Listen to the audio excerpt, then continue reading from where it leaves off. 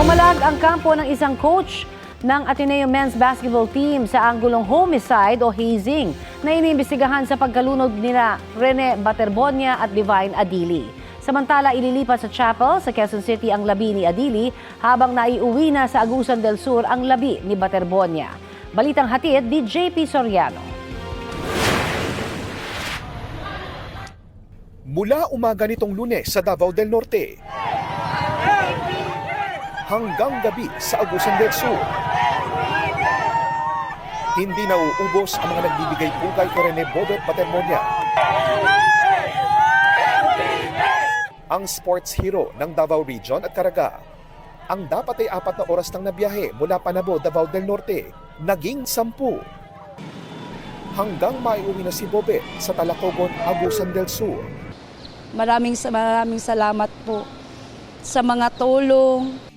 Ang huling yakap niya sa ina noong bago lumuwas pa Maynila noong June 4, sinikap na mapreserba ng artist na si JP sa isang digital painting na inalay sa ina ni Bobet. At least nakita ko na sa huling sandali, nihakap niya ako, inahon niya ako. Parang sabi niya, huwag ka nang mag-alala, ma. Parang sabi niya, sakit.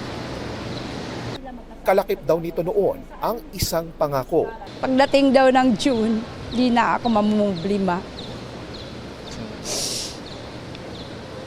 Kasi lahat daw provided na. Kaya nga, nung nag-open kami ng ATM, sabi niya, sige lang ma, kunin mo yan. Kasi magpipirma ako doon na yung 70% sa iyo, yung 30% sa akin. Sabi niya. Sa barangay San Nicolas lumaki si Rene. Ang kanyang husay sa basketball, hinasa sa court na ito, nayari sa kahoy ang poste at board, kung saan niya rin tinuruan ang pinakabatang kapatid na lalaki. Basketball. Unsa ka na mag-basketball, unsa forma mag-basketball, unsa forma mag-basketball be? Unsa mag-shot, pag forma shot no. Proud na nakadisplay sa kanilang tahanan ang mga medalya at tropeyo ni Rene. Ang mga labi naman ni Divine Adili ililipat sa Arlington Memorial Chapel sa Quezon City. Sa isang mensahe sa GMA News Online, kinumpirma ng ama ni Divine na babiyahe siya mula Nigeria papuntang Pilipinas, bagaman wala pang pinal na schedule.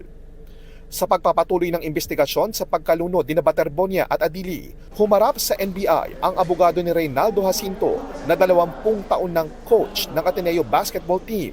Pinalagaan ng kanyang kampo ang pagtutok ng CIDG sa anggulong homicide o hazing. First part na ng team yan, and it's not a condition for the team.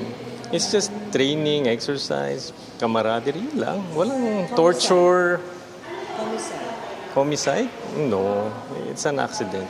Hindi rin humarap ang iba pang opisyal ng team at mga player na ipinatawag ng NBI, maliban kina resigned team manager Christopher Epok Kimpo na tumanggi sa panayam at Ateneo Blue Eagle player EJ Capihe. We mourn our fallen brothers Divine and Rene, and we'll carry them for the rest of our lives. Abogado lang din ang dating head coach na si Tab Baldwin ang sumipot. He was not in a good condition to appear. Coach Tab will fully cooperate with all the investigations ongoing po and all the legal procedures. Abogado rin ng 27 anyos sa si Coach Sandro Soriano ang nagpakita. He's suffering from emotional distress. He's undergoing sessions at the Ateneo Office of Guidance and Counseling. He's not going anywhere. In fact, he wants to face all of this. Sa June 24, ihahatid sa huling hantungan si Bobet.